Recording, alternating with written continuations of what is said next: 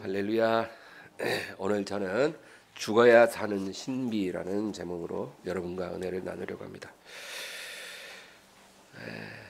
여러분, 요즘에 단풍이 너무 좋죠. 산과 들에 가면 나무가 있습니다.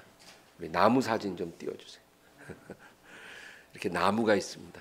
이 나무를 보면은 우리가 한 가지 사실을 알 수가 있습니다. 그게 뭐냐면은 나무가 자랄 때 오래된 가지는 아래에 있고 새로 나온 가지일수록 위에 있다는 것입니다. 이것이 건강하게 자라나는 나무의 모습입니다. 여러분, 교회도 그래야 합니다. 건강한 교회의 모습이 바로 나무와 같아요. 오래된 성도, 그 교회를 오래 섬긴 성도, 또 성숙한 성도일수록 밑에서 떠받쳐야 합니다. 그리고 새로 입교한 그러한 성도, 아직 성숙하지 않은 성도들은 위에서 자라나야 되는 거죠. 그게 건강한 교회의 모습입니다. 교회가 병들어가고 있을 때 나타나는 현상 하나가 뭐냐면 오래된 성도가 아래에 있지 않고 위에 있다는 것입니다. 그건 문제예요. 오래된 성숙한 성도들이 밑에서 어린 성도들을 떠받치고 섬겨주고 세워줘야 되거든요. 그래야 교회가 아름답게 성장하는 건데, 병든 교회일수록 그런 오래된 성도들이 위에서 군림을 하고 아래에 있는 약한 자들을 찍어 누르는 그런 모습이 나타나기 시작하는 것입니다. 기득권을 주장하고 공로를 주장하며 우리가 고생했으니까 우린 당연히 교회의 어른이고 누려야 된다는 거죠. 그것은 병든 교회입니다. 오늘 본문 누가복음 22장 24절에서 26절을 다 같이 읽습니다.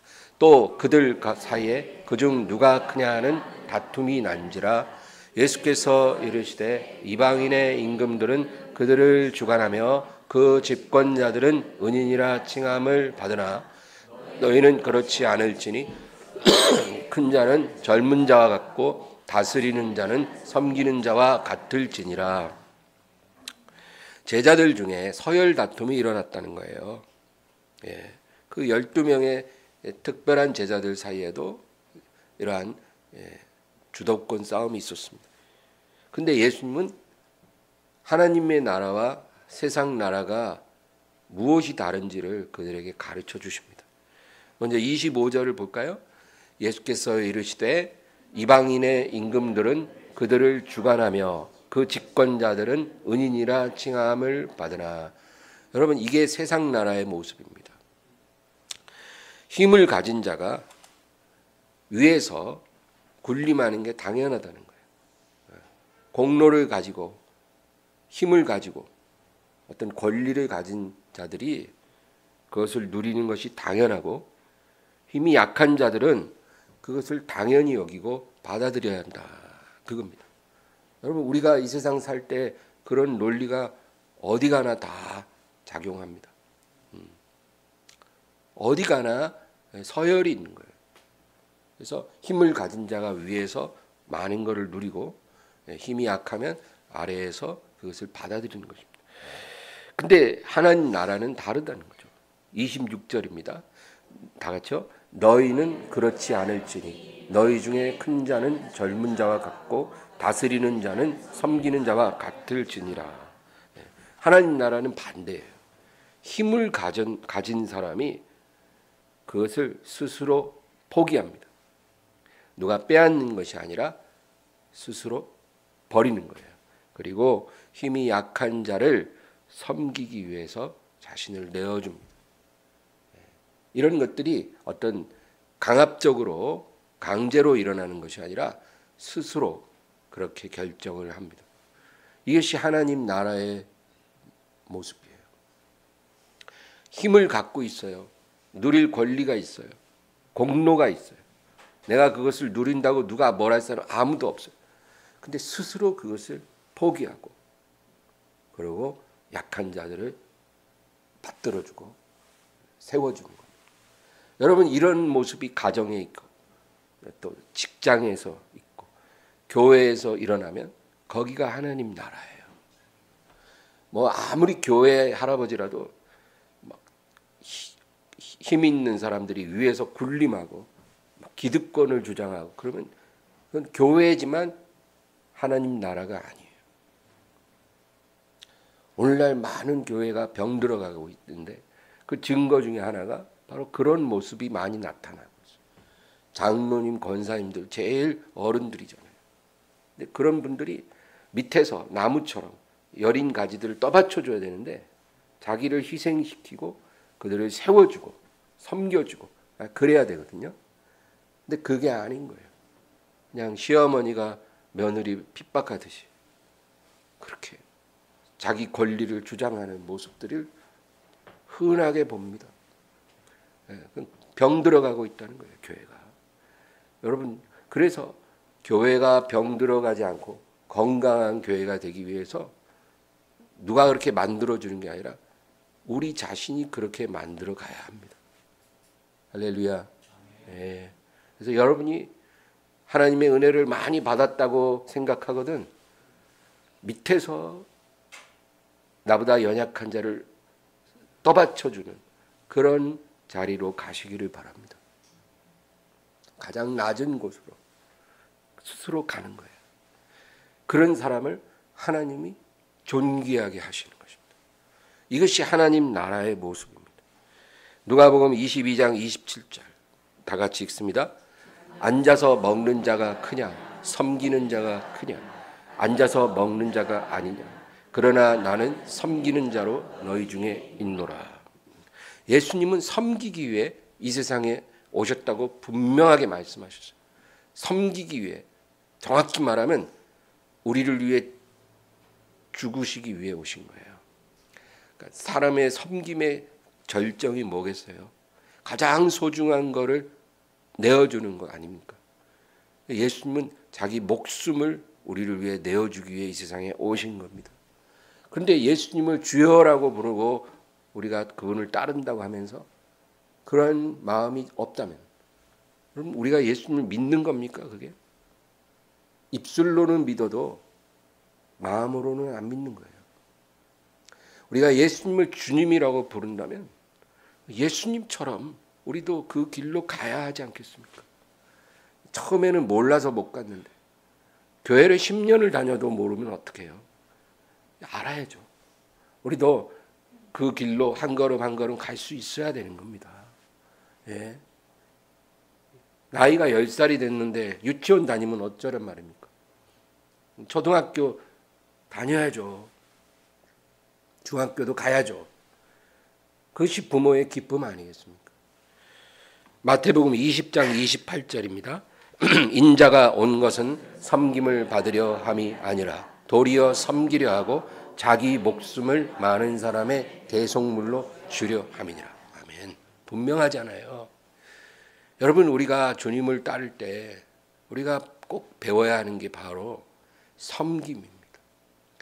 뭘 받기 위해서 주님을 따르는 것은 그건 그냥 갓난아기의 신앙이에요. 갓난아기. 그것이 잘못됐다는 게 아니라 갓난아기가 갖고 있는 신앙이 그런 거예요. 아기들은요, 그냥 전적으로 의존하고 전적으로 받기만 합니다. 그렇잖아요. 아기들이 뭐 부모를 위해서 내가 좀 덜 울어야지, 똥오줌 좀 가려서 싸야지, 이런 생각 안 하잖아요. 아기들은 그런 생각 안 하거든요. 그냥 받기만 원해요. 예, 조금만 미흡해도 그냥 울어 제끼고 짜증을 내고 그렇잖아요. 그러나 우리가 성장하면 뭐가 달라지겠어요? 몸이 커지는 게 그냥 성장이 아니라 이제 예수님의 마음을 알아가는 거죠. 그게 뭐겠어요? 자기를 내어주는 거예요. 남을 위해, 주님을 위해. 내가 갖고 있는 것이 아무리 보잘것없어 보여도 그것을 내가 드리기를 원합니다. 주님을 위해 내가 무언가를 드리기를 원합니다. 우리가 이런 마음으로 살아갈 때 그것이 성숙함의 증거가 되지 않겠습니까? 오늘 본문으로 다시 가서 누가복음 22장 28절에 30절입니다.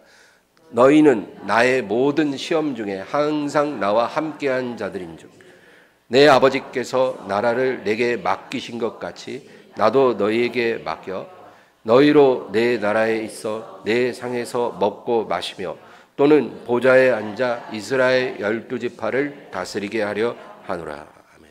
28절 보세요. 너희는 나의 모든 시험 중에 항상 나와 함께 하였노라.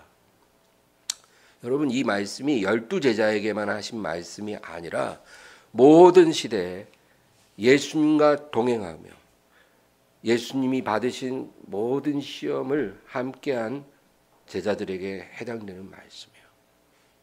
그러니까 예수님의 길을 따라가는 모든 제자들에게 주시는 말씀이에요. 너희는 나의 모든 시험에 항상 나와 함께한 자들인즉. 그 다음 29절이요. 내 아버지께서 나라를 내게 맡기신 것 같이 나도 너희에게 맡겨 내 나라를 너희에게 맡기리라. 예수님의 약속이에요, 여러분. 그냥 아무에게나 맡기는 게 아니라 나의 모든 시험에 나와 함께한 너희에게 내 나라를 맡기리라. 여러분, 우리가 이런 약속을 갖고 있어요. 그래, 얼마나 감사합니까? 우리가 이 세상 살 때 어떻게 살아야 돼요?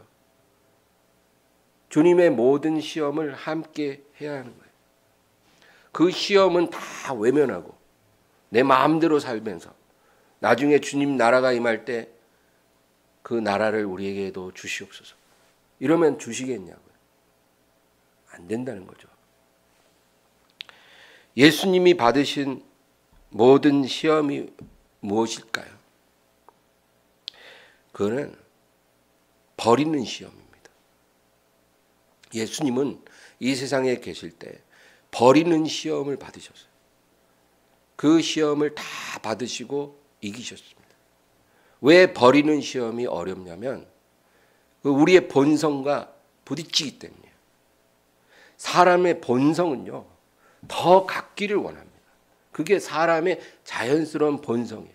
누가 가르쳐주지 않아도 사람은 저절로 그렇게 살아요. 네. 자동차 내가 갖고 있으면 더 좋은 차 또 갖고 싶고, 내가 집이 있어도 더 크고 아름다운 집을 갖고 싶고, 돈이 있으면 더 많이 갖고 싶고. 성형수술을 많이 하는 사람들은 보세요. 그 한두 번 해서 만족을 못해요. 더 아름다워지고 싶어서 계속해요. 이게 인간의 육체의 본성이에요. 근데 버리는 것은 뭐예요? 본성과 충돌함. 그래서 힘든 거예요.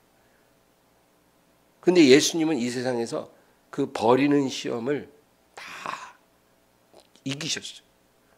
그래서 우리에게도 그 시험을 너희도 이겨야 한다는 거예요. 너희가 이 시험을 다 이기고 감당하면 내 아버지께서 나라를 내게 맡기신 것 같이 나도 내 나라를 너희에게 맡기리라. 버리지 못하는 사람은 주님과 동행할 수 없습니다.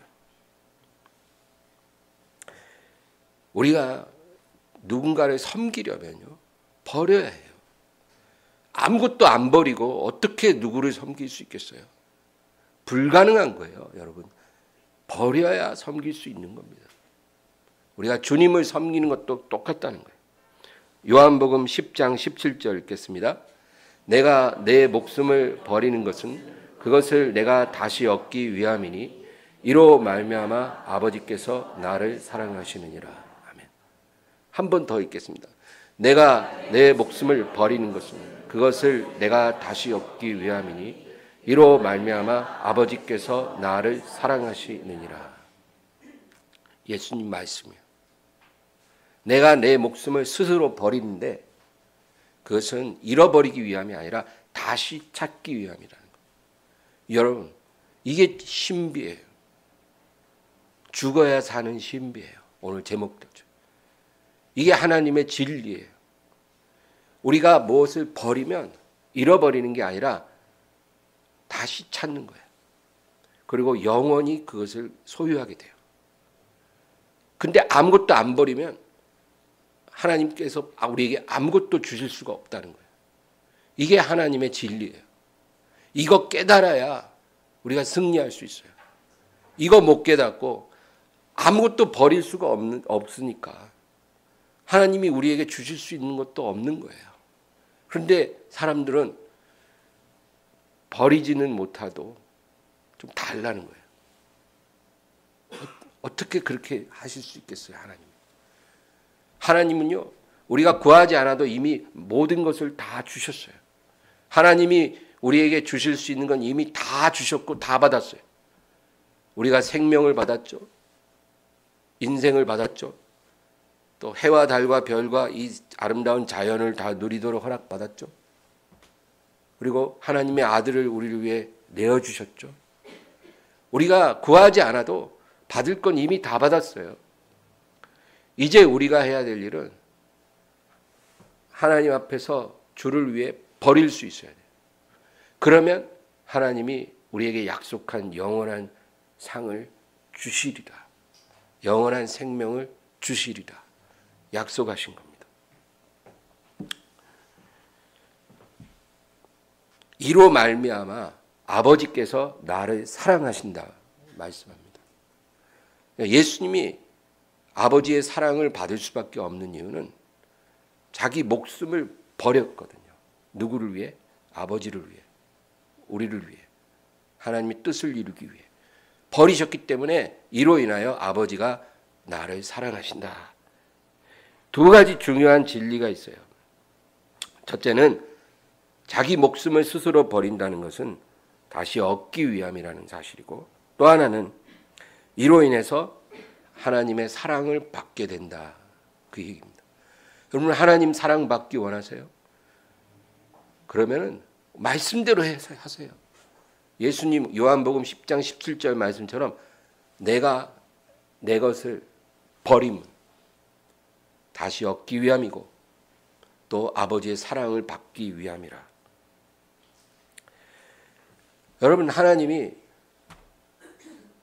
죄인을 사랑하시죠. 죄인을 사랑하는 것과 어떤 사람을 사랑스럽게 보시는 것은 다릅니다. 이걸 구분할 수 있어야 돼요. 죄인을 하나님이 사랑하시는 것은 그 사랑 가운데 고통이 있어요. 마치 집 나간 둘째 아들을 기다리는 아버지의 마음이에요. 둘째 아들이 집을 나갔잖아요. 근데 아버지는 그 아들이 돌아오기를 기다려요. 아들을 사랑해요. 근데 그 아버지의 마음이 어때요? 고통스러워요. 아들이 돌아올 때까지 고통이 있어요. 이것이 바로 죄인을 사랑하시는 하나님의 마음이에요. 사랑 안에 고통이 있는 사랑이에요. 그래서 하나님이 세상을 이처럼 사랑하사 독생자를 주셨다 그랬잖아요. 그 사랑이 바로 고통이 있는 사랑이에요. 예수님을 이 세상에 보내실 때 예수님을 십자가에 죽도록 내어주시기 위해 보내신 거거든요. 그러니까 아버지 마음이 어떻겠어요? 고통이 있거든요. 사랑 안에 고통이 있는 그런 사랑이에요. 그것이 죄인을 향한 하나님의 사랑입니다. 우리가 하나님께 불순종하면 하나님은 우리를 사랑하시지만 고통을 당하세요. 마치 말을 듣지 않고 말썽 부리는 자식을 바라보는 부모의 마음과 같아요. 그 자식을 사랑하는데 마음에 고통이 있는 거예요. 부모 마음에. 우리가 어릴 때는 그런 부모 마음을 이해하지 못하지만 장성하면 그런 부모 마음을 이해하듯이 우리의 신앙도 성장할수록 하나님 마음이 그렇다는 걸 이해하게 되는 거죠. 여러분, 우리가 그래서 하나님께 순종하며 사는 게 좋다는 거예요. 우리가 불순종하고 거역할수록 우리를 사랑하시는 하나님 마음의 고통이 커져요. 그러지 않기를 바랍니다. 근데 이런 죄인을 사랑하는 사랑과 하나님이 어떤 사람을 사랑스럽게 보는 것은 또 달라요. 이 사랑스럽게 보신다는 것은 사랑 안에 기쁨이 있는 거예요. 우리는 이런 사랑을 하나님께 받는 사람이 되어야 합니다. 그냥 우리를 사랑하실 때 고통 가운데 사랑하시는 것이 아니라 우리를 너무나 사랑스럽게 보시는 거예요. 기쁨으로 우리를 사랑하시는 거예요, 하나님이. 그런 사람이 있다는 겁니다.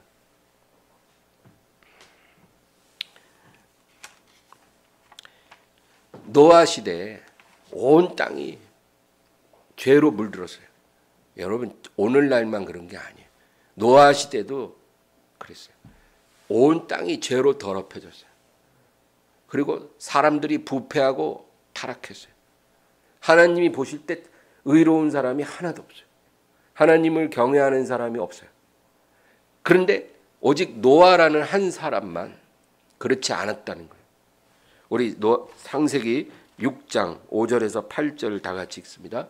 여호와께서 사람의 죄악이 세상에 가득함과 그의 마음으로 생각하는 모든 계획이 항상 악할 뿐임을 보시고 땅 위에 사람 지으셨음을 한탄하사 마음에 근심하시고 이르시되 내가 창조한 사람을 내가 지면에서 쓸어버리되 사람으로부터 가축과 기는 것과 공중의 새까지 그리하리니 이는 내가 그것들을 지었음을 한탄함이니라 하시니라.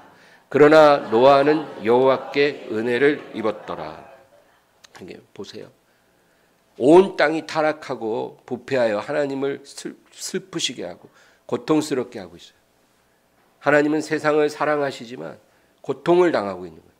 그런데 8절을 보면 그러나 예외가 있다. 노아는 여호와께 은혜를 입었더라. 근데 이것을 직역을 하면, 원문을 직역을 하면 이렇게 말해요. 그러나 다 같이요. 그러나 노아는 주의 눈에서 은혜를 보았더라. 그게 원문을 그대로 직역한 거예요. 노아는 하나님의 눈에서 은혜를 보았다는 거예요. 예, 이게 무슨 의미입니까? 우리나라 말에 꿀 떨어진다는 말 있죠. 어떤 사람을 사랑스럽게 볼 때 그 눈에서 꿀 떨어진다 그래요. 근데 노아는 노아를 바라보시는 하나님의 눈에서 꿀 떨어지는 걸 본 거예요. 네. 여러분, 이 노아가 얼마나 복 있는 사람입니까? 그 타락한 시대에 노아를 보시는 하나님의 눈에서 꿀을 봤어요. 하나님의 눈에서 사랑을 보았어요. 은혜를 보았어요. 노아를 사랑스럽게 보시는 그런 하나님의 눈동자를 본 거예요. 우리가 바로 노아와 같은 그러한 사람이 되어야 하는 것입니다. 하나님은 어떤 사람을 사랑스럽게 보실까요? 하나님이 어떤 사람을 그렇게 보실까요? 예? 잘생긴 사람일까요? 잘생긴 사람을 요즘 좋아하잖아요. 잘생긴 배우나 이런 연예인들 나오면 막 좋아하잖아요. 하나님도 그러실까요? 성경에 잘생긴 사람들 많이 있어요. 대표적으로 사울이 그랬어요. 사울은 다른 사람보다 머리 하나가 컸다 그래요. 아주 준수했대요. 그러니까 딱 봐도 벌써 탁월한 외모를 가진 사람이었어요. 또 이세의 장남인 엘리압이 잘생긴 청년이었어요. 그래서 하나님이 사무엘에게 뭐라 그래요? 그의 용모와 신장을 보지 말라. 얼마나 대단했으면 하나님이 사무엘을 이렇게 깨닫게 해주신 그 용모와 신장에 혹하지 말라는 거예요. 또 누가 있나요? 압살롬이라는 사람이 있어요. 다윗의 넷째 아들 압살롬은 머리끝에서 발끝까지 흠이 없었다 그래요. 완벽한 외모를 가진 사람. 그런데 하나님이 그런 사람을 사랑하셨을까요? 그렇지 않다. 돈 많은 사람을 사랑하실까요? 돈 많은 사람을 볼 때 꿀이 떨어질까요? 아니겠죠. 공부 많이 하고 똑똑한 사람을 볼 때 하나님 눈에서 꿀이 뚝뚝 떨어질까요? 아니자는 거죠. 어떤 사람입니까? 요한복음 10장 17절 다시 보겠습니다. 다 같이요. 내가 내 목숨을 버리는 것은 그것을 내가 다시 얻기 위함이니 이로 말미암아 아버지께서 나를 사랑하시느니라. 아멘. 이게 답이에요. 자기를 하나님을 위해 내어드리는 사람, 죽기로 각오하는 사람, 이런 사람을 하나님이 사랑하십니다. 사랑스럽게 보셔요. 사랑스럽게. 여러분, 우리가 이런 마음이 있으면 하나님이 우리를 사랑스럽게 보십니다. 그러면 다 끝난 거예요. 온 땅이 홍수로 망해도 그 사람은 구원받아요. 그 8명이 구원받은 이유가 뭔지 아세요? 노아 때문이에요. 노아 때문에. 노아 한 사람을 하나님이 사랑스럽게 보니까 그 나머지 7 식구도 다 구원받은 거예요. 하나님이 그런 은혜를 베풀어 주시는 거예요. 이 진리를 깨달은 사람이 바로 바울이었어요. 고린도전서 15장 30절 31절입니다.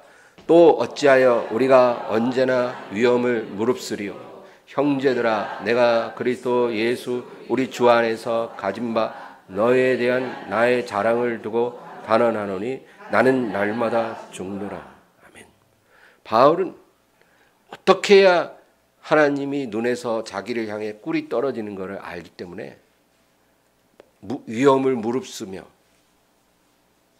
그 고통스러운 사역을 기쁘게 감당하는 것. 나는 날마다 죽노라. 왜냐하면 하나님은 죽는 사람을 사랑하시거든요.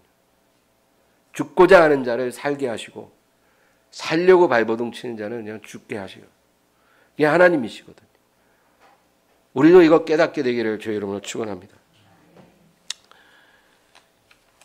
모압 여인 룻 아시죠, 여러분? 이 룻이라는 여자는 모압 여자예요. 모압이 뭐예요? 모압 족속은요, 영원토록 여호와의 회중에 들어올 수 없다 그랬어요. 그러니까 저주받은 민족이에요. 예. 그런데 그 모압 족속 룻이라는 여자가요, 그 이름으로 성경에 한 권 기록되어 있어요. 얼마나 축복을 받았습니까? 그는 다윗의 증조 할머니예요. 메시아의 계보에 당당히 이름이 올라가 있어요. 하나님이 이 룻을 얼마나 사랑하셨으면 이런 특권을 주셨을까요?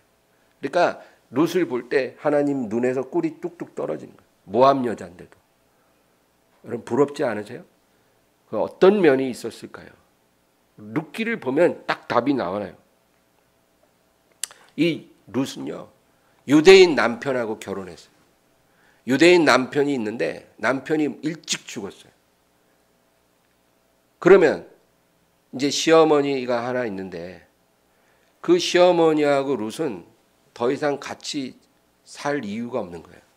남편이 없는데 며느리가 시어머니를 평생 모시고 봉양할 아무 이유가 없죠. 예. 민족도 다릅니다.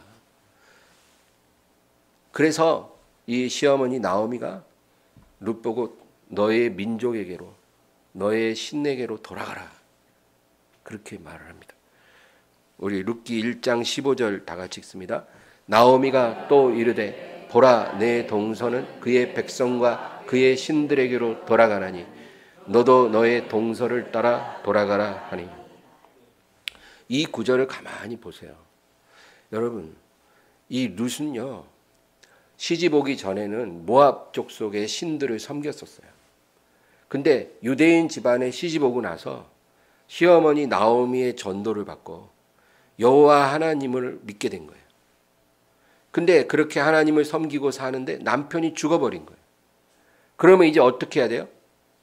이 갈등이에요. 자기는 하나님을 계속 섬기고 싶은데 하나님을 섬기려면 시어머니 나오미를 따라가야 돼요. 그리고 베들레헴으로 돌아가야 돼요. 그러면 시어머니 나오미를 따라간다는 건 뭐예요?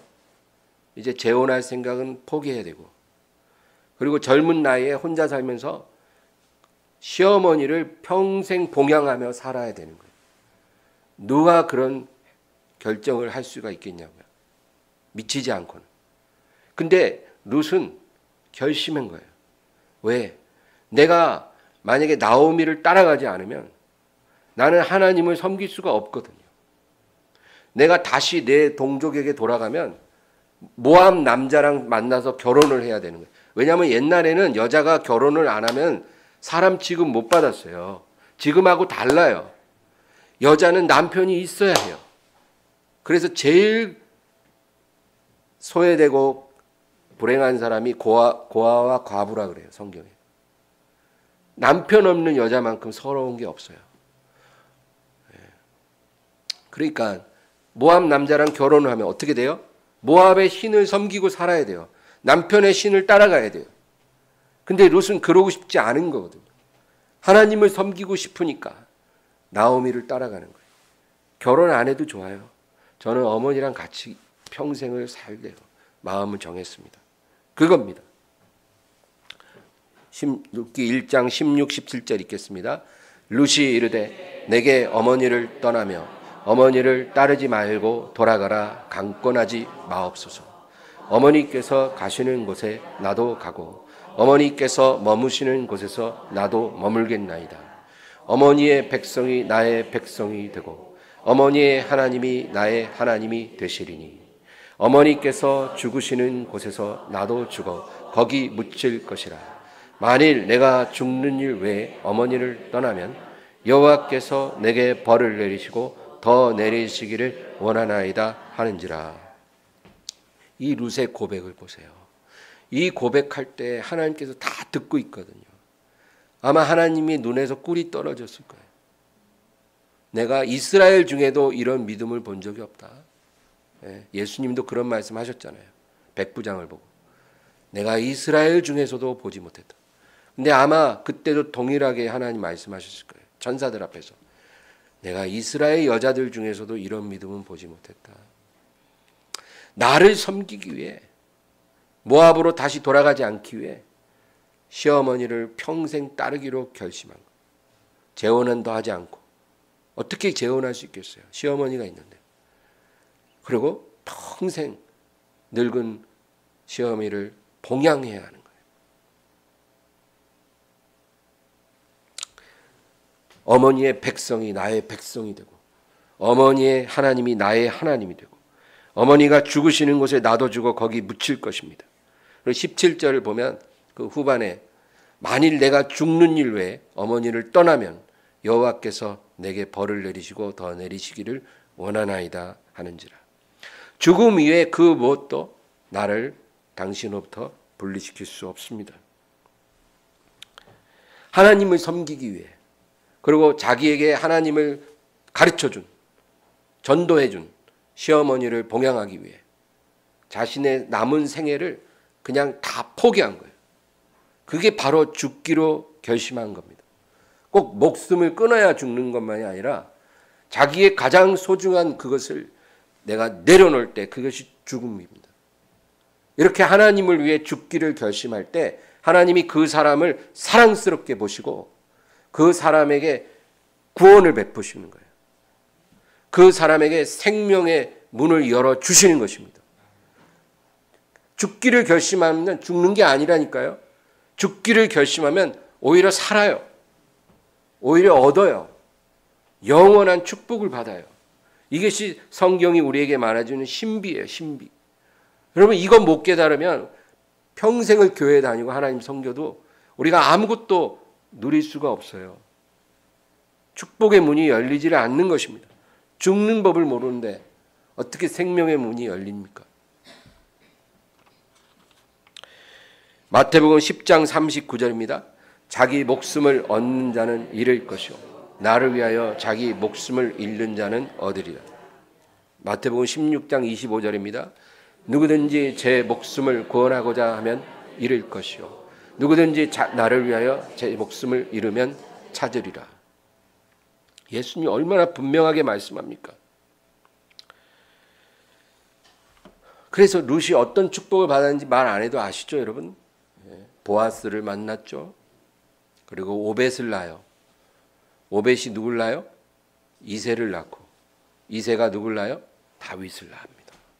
메시아의 혈통입니다. 얼마나 축복입니까? 하나님이 룻을 그렇게 축복하실 뿐만 아니라 아예 구약에 룻기가 있어요. 룻기가. 이건 뭐예요? 모든 성도들에게 이 룻기를 읽어주시는 거예요. 하나님이. 너희가 여기서 깨달으라는 거예요. 룻기의 주저는 죽으면 산다는 거예요. 에스더서도 마찬가지예요. 죽으면 죽으리다 그랬더니 살았잖아요. 여러분 베드로와 가룟 유다를 보세요. 베드로는요 예수님, 저는 주님을 위해 죽기까지 따르겠습니다. 제가 주님을 위해 죽기를 결심하였습니다. 이렇게 고백했어요. 근데 그 고백은 훌륭한 거예요. 왜냐하면 진심으로 고백을 한 거거든요. 물론 그때 그 고백을 했을 때 그것을 지키지 못할 거라고 말씀하셨지만, 그러나 진실되게 죽기를 고백했어요. 그런데 어떻게 됐어요? 베드로는 살았어요. 살았을 뿐만 아니라 하나님이 그를 일으키시고 초대교회에 으뜸 가는 사도로 하나님이 사용하셨죠. 죽기를 결심한 베드로는 살았습니다. 엄청나게 복을 주셨어요. 근데 가룟 유다는 어땠어요? 가룟 유다는 자기 혼자 살아남기 위해서 예수님을 팔아버렸어요. 자기 혼자 살기 원해서 그런 행동을 한 거예요. 한몫 챙겨야겠다. 아무래도 상황이 심상치 않으니까 침몰하는 배에서 빨리 빠져나갈 때 한몫 챙겨 나가야지. 그리고 예수님은 몸값을 받고 팔아버리죠. 살려고 했던 가룟 유다는 어떻게 됐어요? 자살해버렸어요. 그래서 성경에는 그가 높은 곳에서 그 목을 매달아 죽었는데 그 줄이 끊어져서 떨어졌을 때 창자가 새어나왔다 그랬어요. 아주 비참하게 죽고 지옥으로 떨어졌어요. 여러분, 살려고 하니까 그렇게 죽게 된 거예요. 베드로와 가룟 유다는 둘 다 죄인이지만 완전히 다른 거예요. 여러분, 어떤 길을 가시겠습니까? 베드로전서 4장 8절을 다 같이 읽겠습니다. 무엇보다도 뜨겁게 서로 사랑할지니 사랑은 허다한 죄를 덮느니라. 이게 베드로가 기록한 거잖아요. 베드로전서. 베드로는요, 이걸 경험했거든요. 뜨겁게 사랑하라는 거는 모든 것을 다 내어주는 그런 희생적인 사랑을 해야 된다는 거예요. 그냥 입술로만이 아니라. 그런 사랑을 하면 그 사랑이 너의 허다한 죄를 덮고 너를 일으킬 것이야.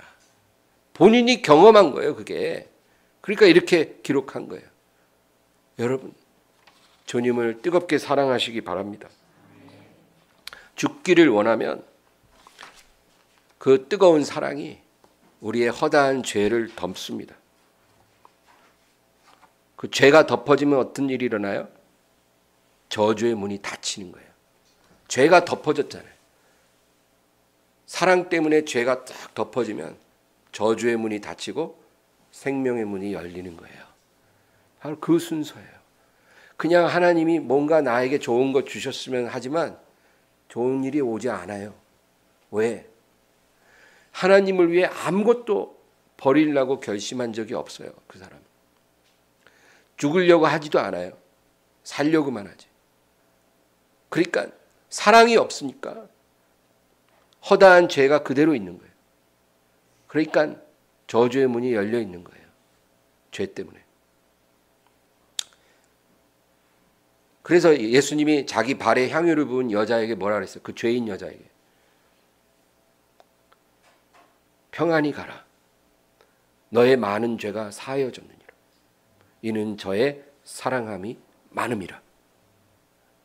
여러분, 우리가 예수님을 뜨겁게 사랑하고 하나님을 위해서 내 모든 것을 다 드리기를 원하고 내려놓기를 원하면 그 사랑이 우리의 죄를 덮어주십니다. 이게 복음이에요. 이게 복음이에요. 여러분, 율법은 사랑 없이 행위만 내세우는 거예요. 그럼 어떻게 돼요? 사람이 쓰러집니다. 사랑 없이 행위만 의지하는 것은 율법주의고 그거는 우리를 넘어뜨려요. 그러나 복음은 하나님을 사랑함으로 우리의 죄가 덮어지는 거예요. 그래서 하나님의 구원의 역사가 일어나는 겁니다. 그게 복음입니다.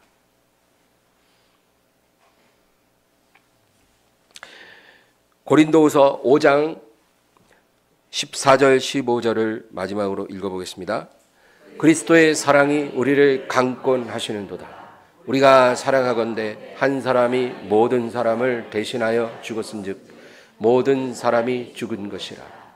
그가 모든 사람을 대신하여 죽으심은 살아있는 자들로 하여금 다시는 그들 자신을 위하여 살지 않고 오직 그들을 대신하여 죽었다가 다시 살아나신 이를 위하여 살게 하려 함이라. 아멘.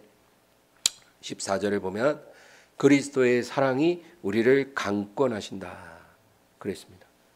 강권한다는 건 뭐예요? 등을 떼민다는 거예요. 예수님의 사랑이 우리의 등을 떼밀어요. 그래서 우리도 예수님이 하신 것처럼 하게 한다는 거예요. 그거는 강제한다는 게 아니에요. 그리스도의 사랑이 우리의 등을 떼미는 거예요. 주님의 사랑이 우리를 밀어내는 거예요. 네, 주님의 길로 가도록. 네, 그래서 여러분 복음으로 산다는 것은 사랑에 붙잡혀서 주님 앞에 우리의 자신을 모든 것을 드리는 거예요. 내가 이렇게 해야 복을 받기 때문에 한다. 이거는 여러분 율법주의예요. 율법주의. 율법주의로 살지 말아요. 내가 이렇게 해야 복 줄 거 아니야. 이렇게 해야 잘 될 거 아니야. 이렇게 살면 율법주의예요. 그러나 주님이 나를 사랑하셨기 때문에 그 사랑이 나를 강권하여 나도 나를 주님께 드립니다. 이게 복음이에요. 복음의 사람이 되기를 바랍니다. 그래서 교회 처음 나오면 주일날 꼭 나와야 돼. 뭘 꼭 해야 돼. 이런 거 자꾸 요구하지 말고 그 사람이 성령 받기를 기도하세요. 성령을 받아서 그리스도의 사랑이 부어지면 여러분 하지 말라도 해요. 드리지 말라도 드려요. 자기 생명까지 다 드리고 싶어 해요. 네, 그렇게 돼야 그것이 복음적인 신앙이고 그 사람을 하나님의 죄를 덮어주시고 그 사람에게 생명의 역사를 이루어 주십니다. 15절을 보면 그가 모든 사람을 대신하여 죽으시면 살아있는 자들로 하여금 다시는 그들 자신을 위해 살지 않고 오직 그들을 대신하여 죽었다가 다시 살아나신 이를 위하여 살게 하려 함이라. 우리가 예수님의 희생으로 구원을 받았으니 이제는 우리도 다시는 우리 자신을 위해서 나를 살리기 위해서 살지 말고 주님을 위해서 내 모든 것을 드리겠다는 그런 마음으로 살아야 한다. 그 얘기입니다. 여러분 이제까지 한 번이라도 나를 주님께 온전히 다 드리기를 원해 보셨습니까? 내가 주님을 위해 모든 것을 다 버릴 수 있다라고 그렇게 고백한 적이 있었어요? 그런 적이 있으셨습니까? 만약에 없었으면 그런 마음을 달라고 기도하세요.